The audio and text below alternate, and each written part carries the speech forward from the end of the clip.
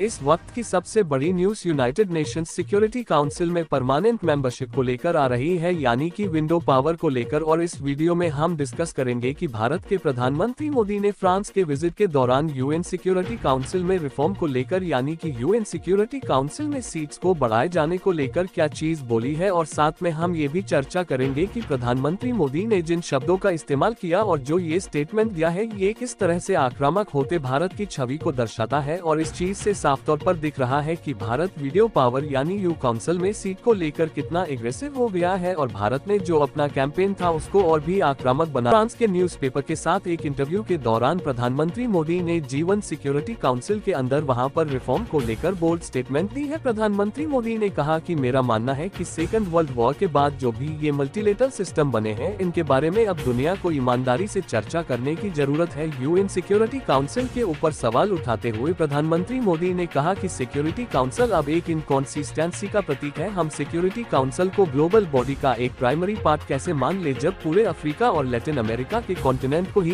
इसमें इग्नोर किया गया है और इसको जगह नहीं दी गई है। प्रधानमंत्री मोदी ने कहा कि लैटिन अमेरिका और पूरे के पूरे अफ्रीका से सिक्योरिटी काउंसिल के अंदर यहाँ से एक भी देश नहीं है, तो फिर सिक्योरिटी काउंसिल पूरी दुनिया भर के लिए बात करने का दावा कैसे कर सकती है, जब दुनिया की सबसे बड़ी आबादी वाला देश और दुनिया का सबसे बड़ा लोकतंत्र सिक्योरिटी काउंसिल का हिस्सा ही नहीं है, परमानेंट मेंबर ही नहीं है, तो सिक्योरिटी काउंसिल पूरी दुनिया के लिए बात करने का दावा कर ही कैसे सकती है। प्रधानमंत्री मोदी ने इसके साथ ये भी कहा कि आजकल दुनिया के जो चैलेंजेस है उनका सामना करने में सिक्योरिटी काउंसिल बिल्कुल फेल और हेल्पलेस है, यानी असहाय है। इसके आगे प्रधानमंत्री मोदी ने कहा कि मुझे लगता है कि दुनिया के अधिकतर देश इस बात को लेकर स्पष्ट आएंगे यूएन सिक्योरिटी काउंसिल में वो क्या बदलाव देखना चाहते हैं और इसमें भारत की भूमिका भी शामिल है, यानी भारत को भी मेंबर बनाना चाहते हैं। हमें बस उनकी आवाज सुनने और उनकी सलाह मानने की जरूरत है। प्रधानमंत्री मोदी ने आगे कहा कि ऐसे समय में जब दुनिया के कई देश बूढ़े हो रहे हैं, भारत दुनिया का सबसे युवा देश है। युवा होना हमारा सबसे स्ट्रॉन्ग एसेट है और हमारी सबसे मजबूत संपत्ति है। भारत की यंग और स्किल्ड वर्कफोर्स आने वाले दशकों में दुनिया के लिए भी एक एसेट बनेगी। इसके आगे प्रधानमंत्री मोदी ने कहा कि यूनाइटेड नेशंस की स्थापना के लगभग 8 देशों के बाद, यानी 80 सालों के बाद, अब दुनिया काफी बदल गई है और यूएन के स्तर से देशों की संख्या 4 गुना बढ़ गई है। ग्लोबल इकोनॉमी यानी वैश्विक अर्थव्यवस्था का चरित्र पूरी तरह से बदल गया है। हम टेक्नोलॉजी के एक नए युग में रहते हैं और पिछले 80 सालों में अब नई वर्ल्ड पावर्स का उदय हो गया है, जिससे ग्लोबल बैलेंस में काफी बदलाव आ गया है। हम climate change, cyber security, terrorism, space security, pandemic सहित नई तरह की चुनौतियों का सामना कर रहे हैं। इस बदलती दुनिया में कई सारे सवाल उठते हैं। क्या यूनाइटेड नेशंस आज की दुनिया को रिप्रेजेंट करता है? क्या यूनाइटेड नेशंस उन भी मुकाम को निभाने में सक्षम है जिसके लिए इसको स्थापित किया गया था? क्या दुनिया भर के देशों को लगता है कि ये संगठन आज मायने रखते हैं या फिर ये किसी भी तरह से आज रेलेवेंट लगते हैं? अब यहाँ पर प्रधानमंत्री मोदी ने एक तरह से यूएन सिक्योरिटी काउंसिल और यूएन के ऊपर ही सवाल उठा लिए कि इनको आखिरकार कौन सा देश आज की डेट में सीरियसली ले रहा